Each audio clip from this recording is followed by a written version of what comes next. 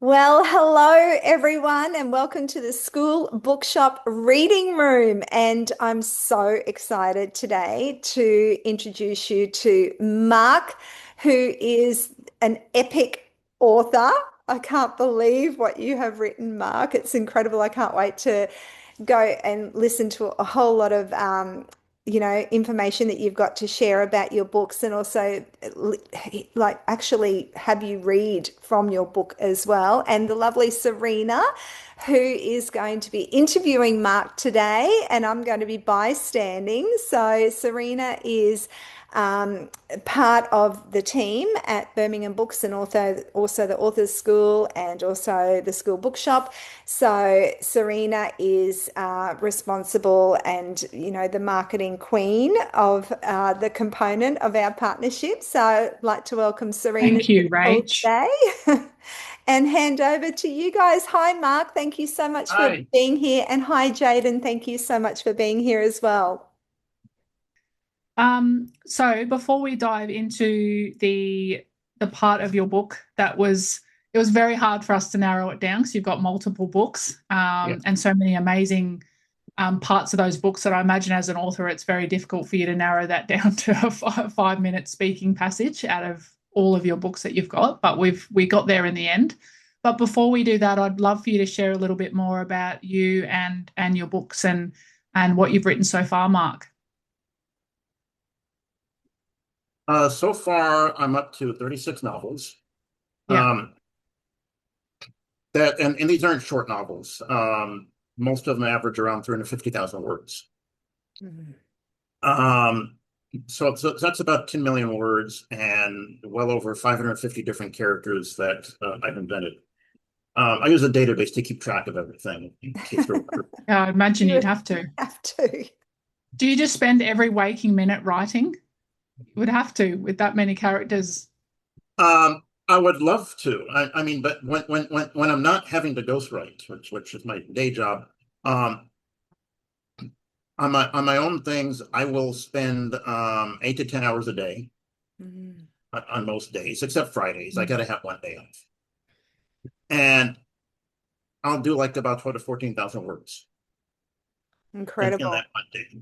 And what that when it's called when you have the enthusiasm, you keep finding little ways going. I got to squeeze a few minutes more in. Maybe if I get up 10 minutes earlier, I can get another scene in, or if I type a little bit faster, because part of it, and this is a danger I'm sure a lot of writers have, in that they want to get to the quote unquote good stuff. But if Mm. you don't make everything in between the good stuff, nobody's going to want to get to the really good stuff. Yeah. So So much, true. Not only but you that, still, but your good stuff might be different to what good stuff they think is. yeah. So you have to make everything worth it. And so my solution to, but I really want to get to that scene, was I shall type faster. I shall work harder. I shall get more in until I'm doing as much in a given week that I found out much later other writers spend like about a month doing. Mm. Yeah, you That are an exception, Mark. You are definitely an exception, that's for sure. And I love the passion that you have for writing books and stories and creating the characters and creating those plots and going from here to there and so forth. It's fantastic to see. Yeah, that's one of the things I found out many years ago now when I first got onto LinkedIn and a writers group. First time I was able to compare notes with anybody. And I thought, yeah, I'll pick up a few things. I end up being the one giving the advice. And when someone said, it took me a month, but I got my first 5,000 words done. And I'm trying not to type in response like I had that done by lunch. Um, so I found out that then, I was on a different level. Well, Yeah. there's a But um, Maldine is my big fantasy sci-fi series because I love to mix genre. There's enough people write the pure stuff. I'd like to mix it up a bit. So Maldine has fantasy with some science fiction in it. That's 13 books, and it has a 2-book prequel. Cyberdawn is sort of the way around. That's cyberpunk with elements of fantasy and the supernatural and the most paranoid plot you're ever going to read.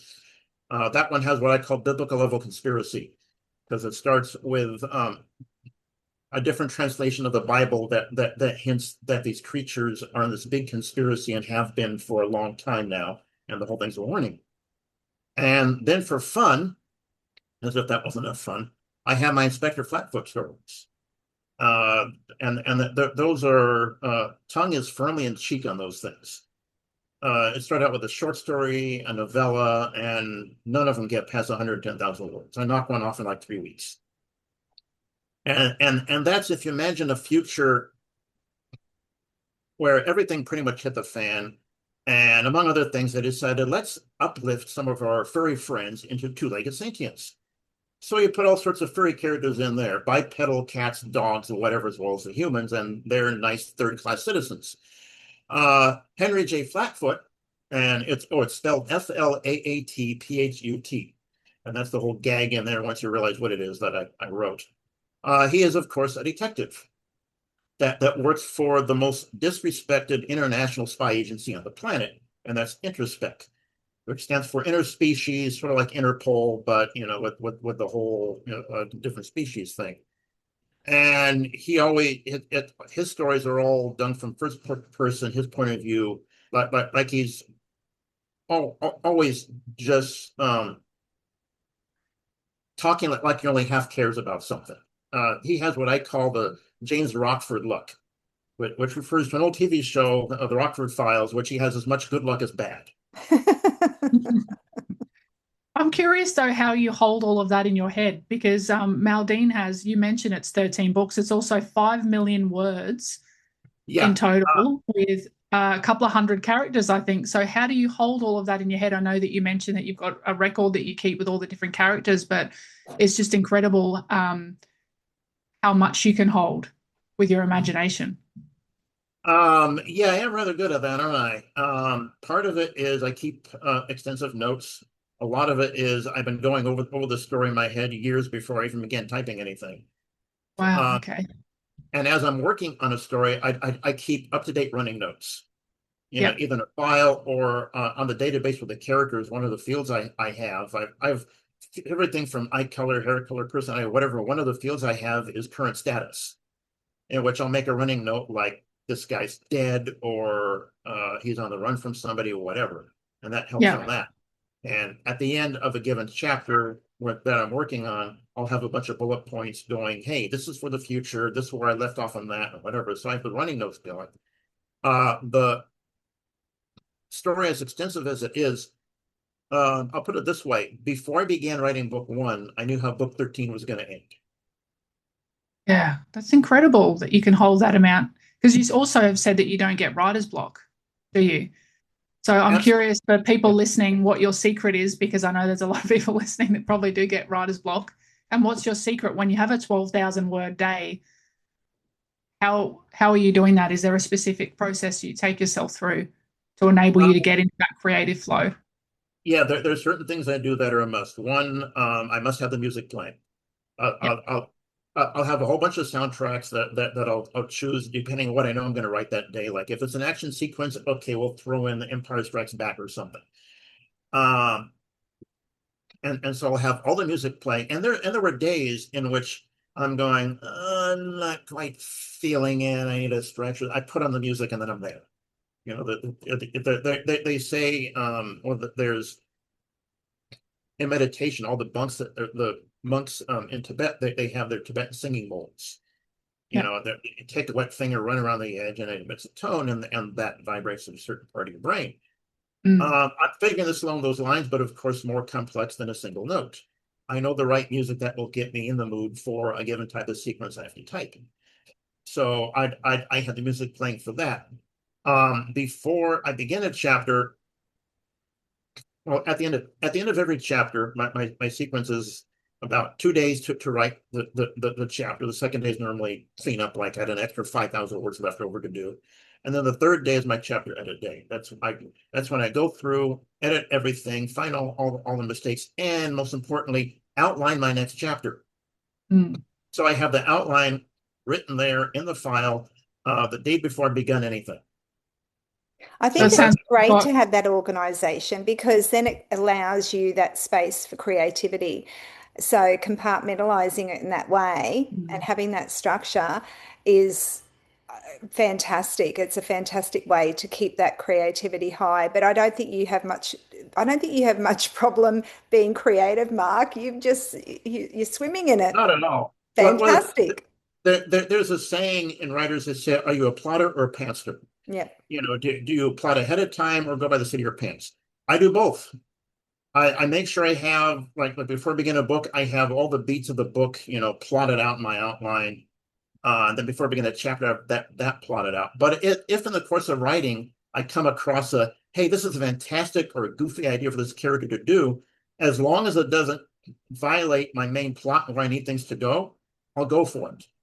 If it's within the character or the personality of the characters, I'll go, why not? So I have come up with some things by the seat of my pants, but I still have my guide rails, to Yeah. go along. And I've had characters add themselves that way.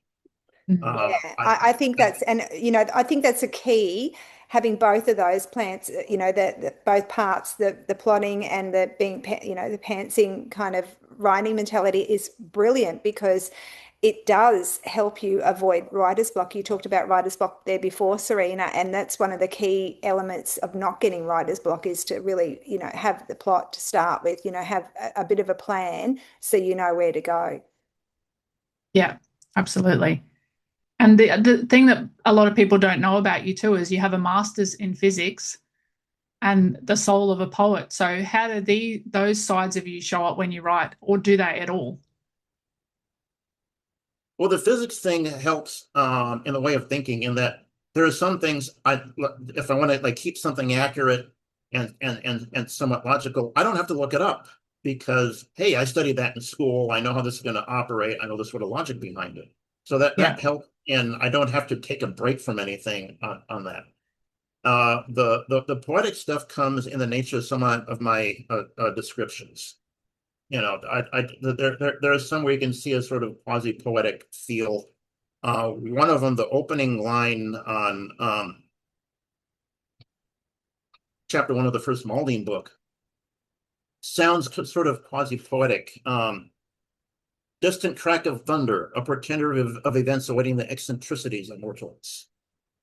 Which sounds a bit better than just saying lightning cracked across the sky. How do you remember that with how many books you have? You were able to quote from a chapter of your book just off the top of your head like that. That just amazes me how I much, love that again, line. I love that yeah, line. And also, as many times as I've edited that particular section, it's kind of hard to forget. yeah, And I thought of that line before I began writing the book. I was thinking I need a great opening line, and I'm biking down the street toward the Arboretum, and I'm thinking of that one going, hey, that'll work. Mm.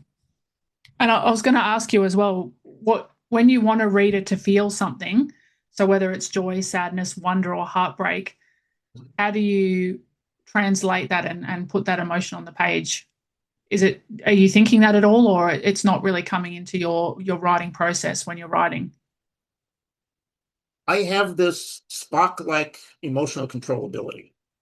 And so I discovered the first time I was typing a really emotional scene, and I felt it. There were tears on my face, and I'm going, okay, rather than take a break, no, no, no. I held that emotion in place inside of me and just held it there long enough until I could type through it.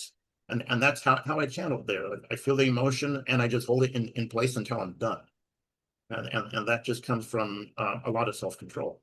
Yeah, that's incredible. And so do you find then the process of writing quite cathartic or healing for you through that? Or I have had many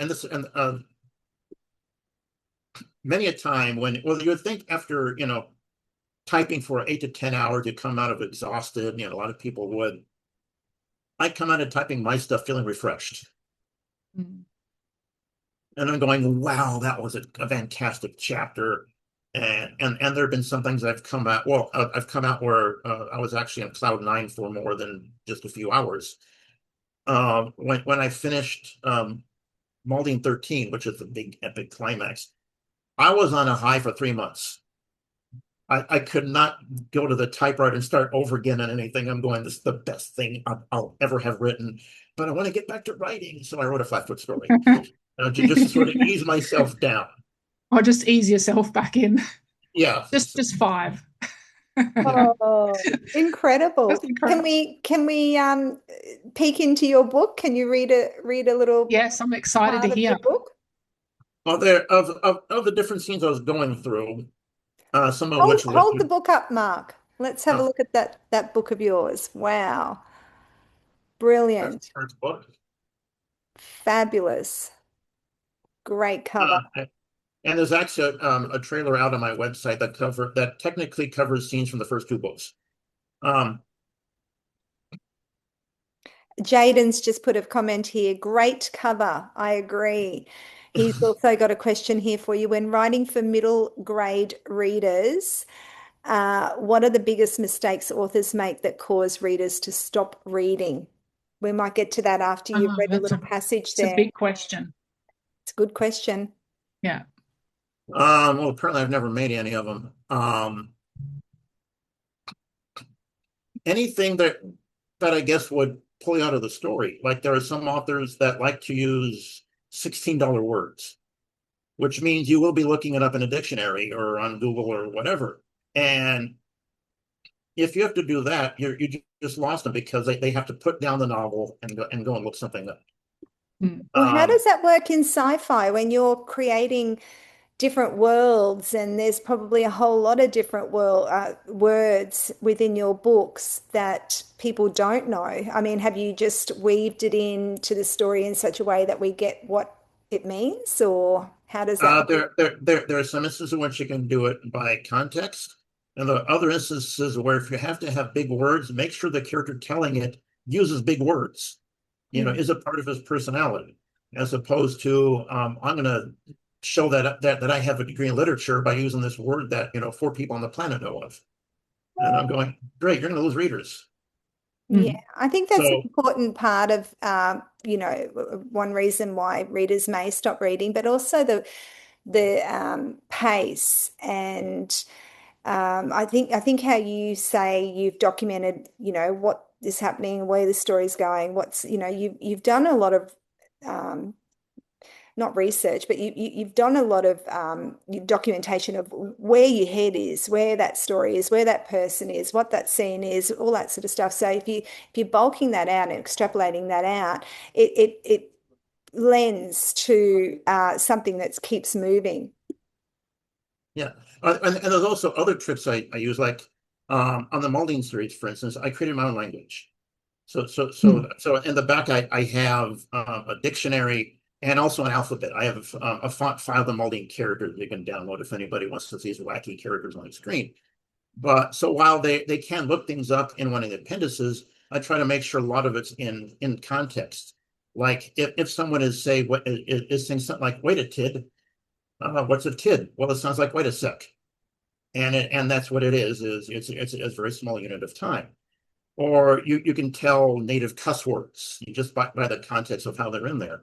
That also means I can put in cuss words and not get censored because they're alien gobbledygook.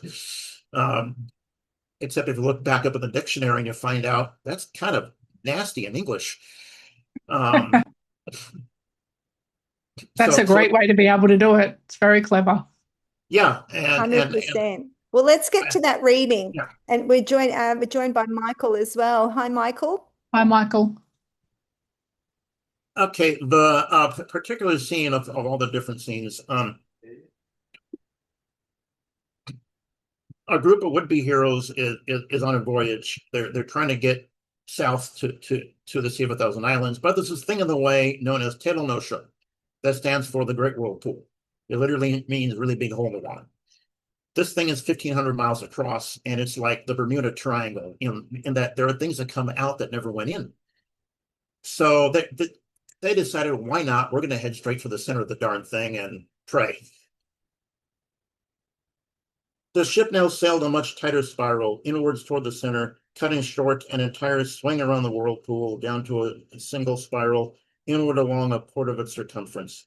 Inward they went, the great whirlpool's water eagerly accepting their sacrifice. The closer they went, the more rapid and vicious became the currents, and the thicker the innocent puffy white clouds overhead became.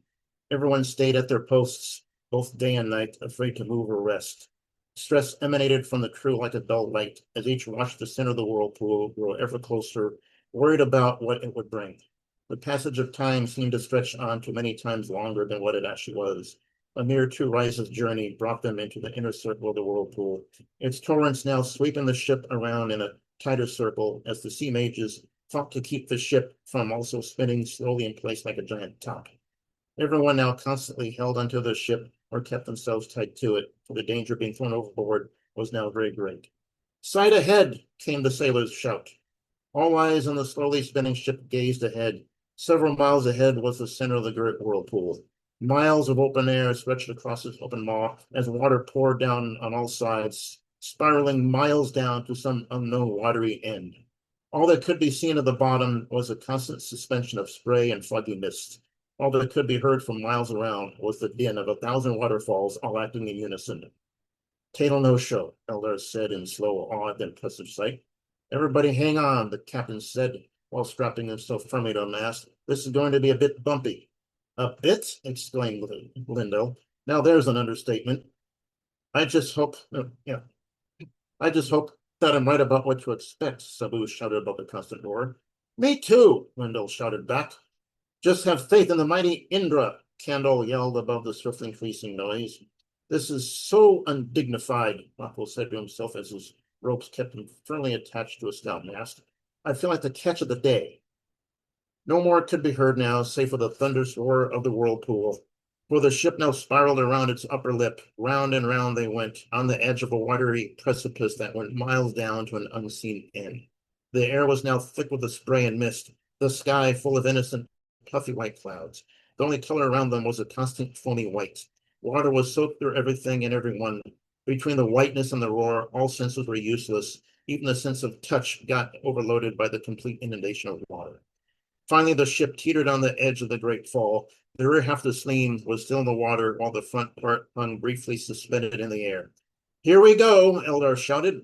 No one was able to hear him as the ship tipped over and plunged down into the watery spray below. White mist blinded all senses, while the only sound in the world was one great roar of thunder. A dim white light seemed to also surround them, emanating as if from the mist itself. Everything and everyone on board the Sleene was surrounded by a covering of both thick white foam and bright white light, growing brighter by the instant until all was one huge blur of white sound, light, and foam, ships and passengers all becoming one with it all. If one could view it as if seen from overhead, the ship and all on it seemed to vanish in a spray of foam, a flicker of white light. They never saw the bottom. The ship was gone. Woo! Oh, Amazing, Mark. was I felt like I wild. was there. I felt Woo! like I was there. And a book is incredible when you can pick up a book midway. We haven't read any of the rest of the book, and straight away you start reading, and I feel like I'm there. I can picture it. It's That was incredible. brilliant. Yeah, Love so it. good. What do you guys think? Jaden, Michael. Hi there. This is my first one. So, Hi, yeah, thanks Michael. for putting this on. And yeah, I really enjoyed it. I like how detailed I can't write that detailed in fiction, so I really appreciate you painting the picture very well. That's very wonderful. That's the other advantage of having a degree in physics is I'm trained to think in detail. And so I have this movie going on in my head, and my goal is to make sure you're seeing the same movie. And the only way of doing that is to get as detailed as I can, but you have to get a descriptive detail. You can't get like a science book, otherwise you lose people. Yeah. And So that's what Mark, makes it I'm a unique. physics professor as well. So I Oh, can't get Oh, into wow. detail. I That's just have a hard incredible. time What are the getting chances? detail in fiction. So I don't know why the disconnect there, but We've all got our own unique way of writing, our unique way of how we present that information or that story. And I think that's what makes it so much more interesting because everybody brings something different to the table in a different way. And Yeah. Michael, your books are completely different to Mark's, yet you're from the same background, which is just so exciting. Jaden, what did you think about that? Yeah, I thought the writing was amazing. I feel like I was part of the scene. Yeah, Yeah. really Michael, enjoyed that. Jaden's just in the middle of writing his first book, so this is really great stuff as well. Incredible. Does anybody have any questions for Mark before we wrap up? I was going to ask one if no one else does. Okay. I just wanted to end with, what do you hope a reader carries with them after they read one of your books?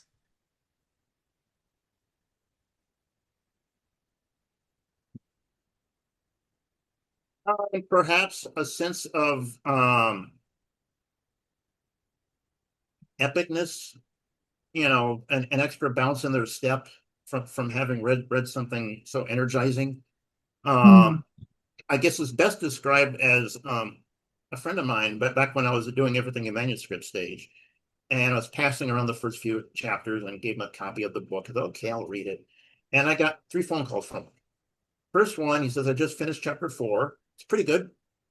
Second phone call, I just finished chapter 10. You didn't tell me you could write. And the third phone call was after he finished the whole thing, and he said, and it could almost hear like his hands jittering. I just lost the entire weekend. I read through Friday through Sunday. I couldn't put it down. You cost me the weekend, but I loved it. It's incredible. That's the That's reaction what I'm you hoping want. for. Yeah. That's right. That's incredible. You couldn't hope for anything better than that when someone picks it up and then they just can't put it down. I love that when you get a book that's that good and it takes you into that world. And for a moment, you're out of your own life and your own world and you're in that world. Yeah. And it just somewhere really amazing. And he's since read all the books about a dozen times each. Yeah. It was actually the first 4 read-throughs before he kept finding little hidden clues that I'd stuck in there that they didn't catch the first few times. Geez, that's great. I mean, your book is the one that people sit up till 3 o'clock in the morning and then, don't get to work late from it. Yeah. That's it. I love that. But what techniques do you use to make educational content feel entertaining rather than instructional? That actually occurs in some of my ghostwriting jobs because, I get paid by, say, an expert that is good at what he does, but he can't write, and he can't write it so people on the street can understand it.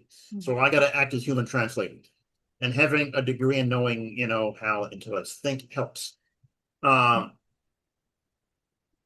just try to basically write it like a novel, in my own way. Try to make you have to keep it entertaining. You have to keep it at a level so basically know your audience. What type of reader is this for?